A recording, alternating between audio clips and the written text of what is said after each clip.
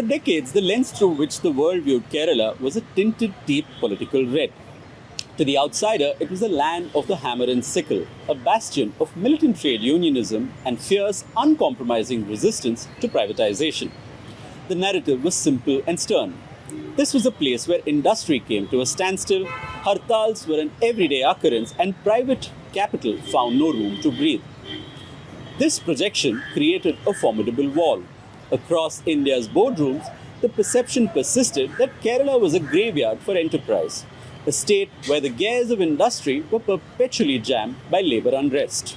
In the high-stakes theatre of political messaging and in the run-up to the April 9th Assembly elections, these projections have returned, painting a stark, crimson-hued portrait of Kerala, depicting it not as God's own country, but as a rigid land of the hammer and sickle. Their narrative frames the state as a graveyard for industrial ambition, where private enterprise is allegedly strangled by aggressive trade unionism and bureaucratic hostility. But the reality on the ground couldn't be further from this image. Hello and welcome to ThePrint. We are here in Thrissur, the cultural capital of Kerala and among its most economically prosperous cities. Look closer and that old image begins to crack. Today, Kerala is rewriting its own story, proving that it is far more than its past stereotypes. Beyond the slogans, a new reality has emerged, one where the state has transformed into a sophisticated model of growth. By balancing social welfare with innovative development, Kerala is now emerging as a unique Indian success story, challenging the old guards of industry to see it for what it truly is, a thriving hub of human capital and sustainable progress. Pinarayi Vijayan, the 81-year-old Chief Minister of Kerala, is a thoroughbred communist who fought against privatisation on the streets, only to roll out the red carpet for India's biggest billionaires once in power. Rewind to May 2015, Pinarayi Vijayan, the rising star of the CPIM, takes to Facebook. He drops a bombshell accusing the ruling government of a massive 6,000 crore scam over the Vizhinjam Port project. His target, Gautam Adani. Vijayan called it a huge conspiracy. Fast forward just 1 year when Vijayan is Chief Minister, the project he once called a scam, he greenlights it. In one swift move, he overrides his former mentor, V.S. Achyutanandan, and embraced private capital his party built its legacy opposing. Why? Possibly because of the lessons he learned from West Bengal. Vijayan had front row seats to the collapse of the left in West Bengal, when Buddhadev Bhattacharjee tried to force corporate investments without mass mobilizations, the state burned and the communists were wiped out. Vijayan learned the lesson. He didn't fight the masses, he convinced them. As former Kerala Finance Minister Thomas Isaac puts it, once a deal is made by the government of Kerala, the word will be kept. A deal is a deal, he said. First communist government in Kerala in 1950 signed an agreement for Birla to invest in Kerala. It was a controversy within the left that it should be done.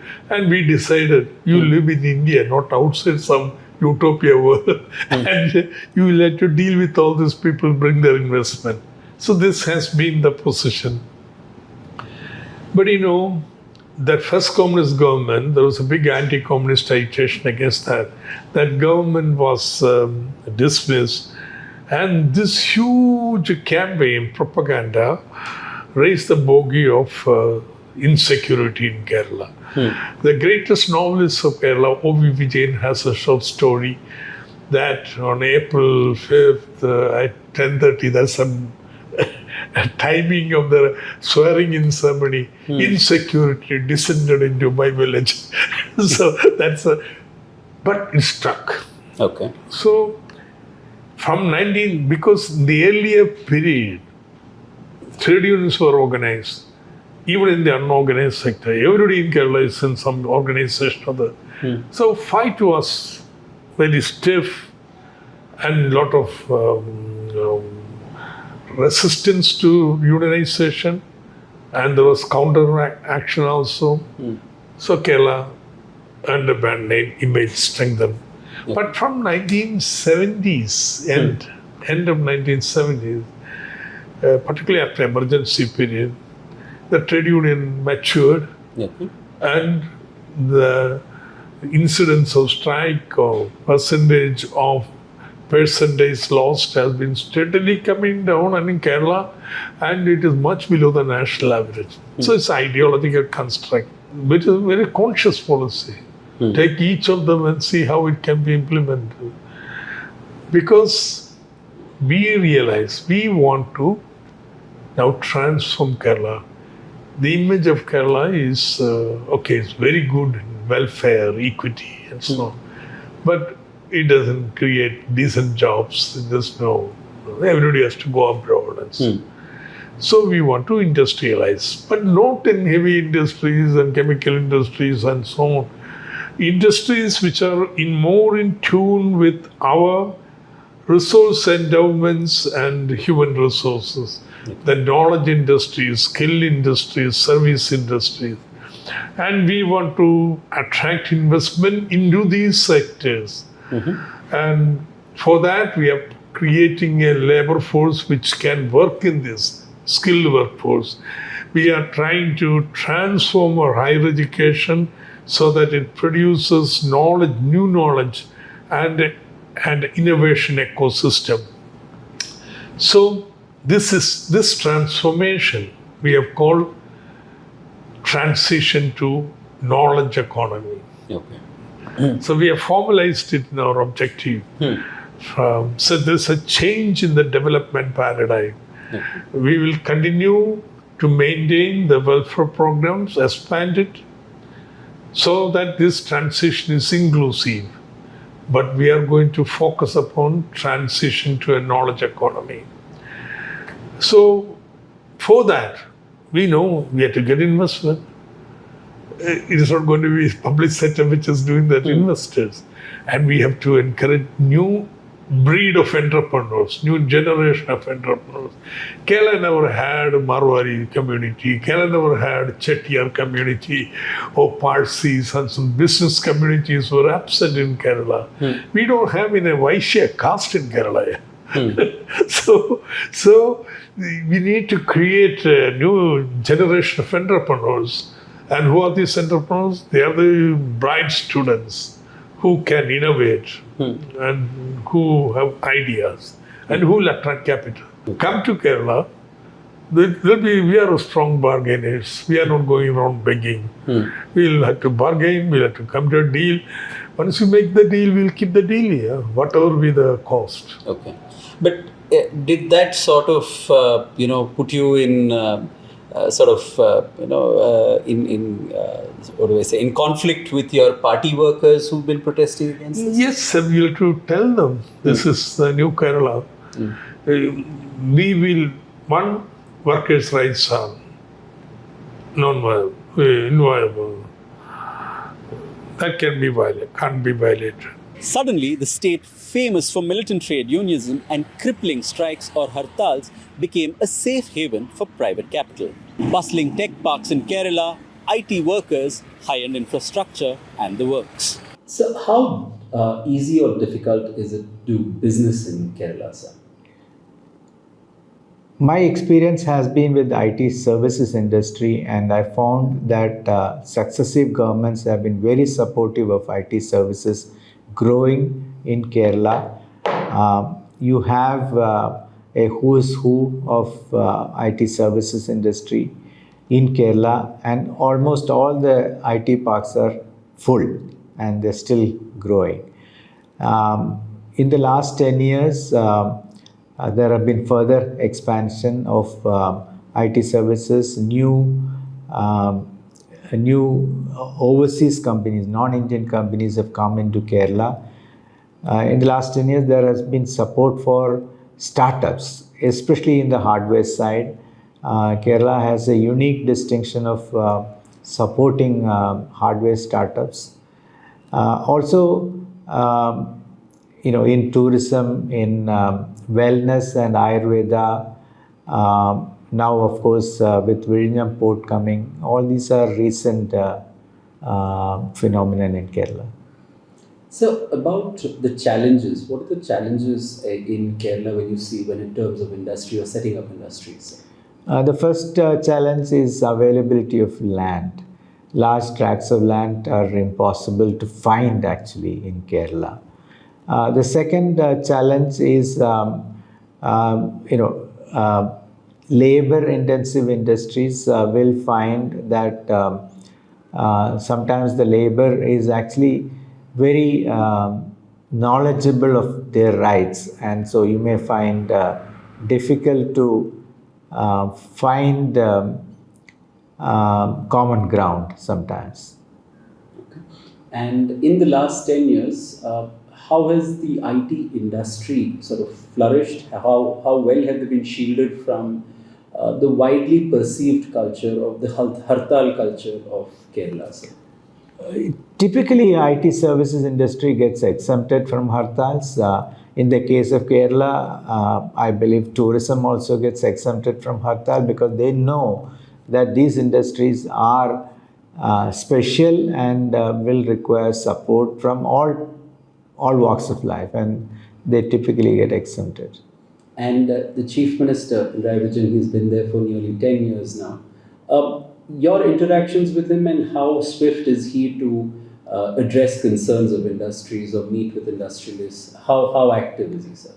See, I found that access is not at all difficult. It's easy to get access to the Chief Minister. This is true across parties, actually. When an industry association wants a meeting, they do get. If you are very specific about the challenges, and if that's something that is a responsibility of the state, they do try and address it. When you put forth, let's say, 10 issues, maybe 3-4 will get addressed soon. Some may get much longer. That's true for any government, actually. You don't get everything that you ask for. The results? By 2026, Gautam Adani isn't just a partner. He is the single biggest investor in Kerala with over 30,000 crores of worth of investments in the pipeline. Kerala vaulted from the 28th place in ease of doing business to a top-tier fast-mover category. Business leaders speak of streamlined approval processes and reducing the number of windows they approach to get requisite permissions. The old mindset that profit means exploitation is fading. IT sectors and tourism are now largely exempt from labour strikes. Vijayan even brought in Harvard-educated IMF former chief economist Geeta Gopinath as an advisor. But ruthless efficiency comes with an iron grip. Vijayan rarely smiles. His authoritative style has earned him a controversial moniker, Mundu Udutha Modi, or Modi in a traditional vesti. Like Prime Minister Narendra Modi's politics, Vijayan is believed to systematically sideline challenges within the left ecosystem. In his second term, he replaced his entire cabinet of top performers, including KK Shailaja and Isaac, bringing in fresh faces, including his own son-in-law as minister. And he is seemingly untouchable. Even when the 2020 gold smuggling scandal rocked the state, with prime accused Swapna Suresh pointing directly at Vijayan's inner circle, the Chief Minister's juggernaut kept rolling. But beneath the shiny new tech parks and world-class human development index, a time bomb is ticking. The opposition calls the famed Kerala model under the LDF government a Ponzi scheme. I believe very seriously that Kerala has really hit rock bottom in recent years. We are a state that used to be called a model state, the Kerala model. Now the Kerala model has become a debt model. We are immersed in debt. Our state government runs out of money even to pay salaries by September. They're borrowing money. They are paying more money on debt servicing, that is paying interest on loans and on pensions and salaries, than they're paying on development projects. They don't have money to develop the state. This model has completely begun to fail, and all the strengths of the model, a good public health care system, good education system, they're all fraying. Our young people are leaving the state in large numbers because there are no job opportunities. They're going to other states, they're going to other countries. We need to completely revive the economy and give people a chance that they will stay and see a future in their own state. For that, we need to completely transform our welcome to investors. I have called, for example, for an Investor Protection Act that will give our businesses an incentive to come, bring their money in and not feel there are unnecessary political risks for their money. Then I would like very much for us to see a serious effort to move towards modern 21st century innovations port-led development. We have a long coastline. We have not developed enough. Space technology development, biotechnology, where we have a very rich gene pool, biodiversity in the Western Ghats. Take advantage of the fact that Keralites are aging to create whole culture of retirement villages, become the retirement home for the rest of India, become the Florida of India. We can do all of that. And we must do it, because otherwise our state is unfortunately facing the nadir. By 2025-26, Kerala's debt was around 4.88 lakh crore. Critics like the BJP's Rajiv Chandrasekhar claim that 92% of Kerala's revenue goes off just to pay off debts. The state's defense, they blame the Modi-led central government for starving them of funds. They argue that debt at around 33.4% of the state's GDP is manageable, having come down from around 38% in 2021. Okay, let me put it this way. I don't believe in FRBM. Okay. But I will have to work within FRBM. I don't believe in FRBM. Take COVID times. Did any country in the world stick to this blessed 3%? There is no theory behind this 3%. It's a way of constraining government potential for intervene. So you follow anti-cyclical financial policy in developed country. In a developing country, I argue, the objective of finance will be to support the development goals. Okay. So I will say, Kerala, well, at one time we had big revenue deficit because we were focusing upon health, education, etc. Now the revenue deficit should be brought down. But now we need to have more investment. I cannot wait for 20 years. So here is a package which allows me to that. And finance should support that. I, for one thing, all the financial institutions in Kerala, semi-government financial institutions, they will be doing the development financing in Kerala. Yeah. We created Kerala Bank. These ratios come and go around, but I keep in mind, is it sustainable economically? Otherwise, don't worry too much about these ratios. What is important is to keep the growth. Okay. Pigu has a long bag. How do you get out of debt? You grow out of debt. Over the last 10 years, Pinarayi Vijayan claims that over 1 lakh crore worth of projects have been implemented, signalling a clear strategy. A first term for politics, a second for business, and a possible third to continue this growth trajectory. Business leaders also say that there has been a mindset change among the young aspirational Malayalis who seek out better working conditions, more skilled employment, and other benefits.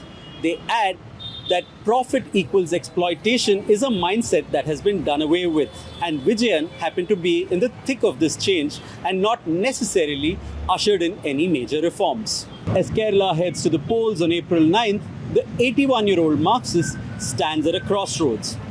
He has held the BJP at bay, kept the Congress scrambling, and effectively rewritten the rules of Indian communism that embraces private capital.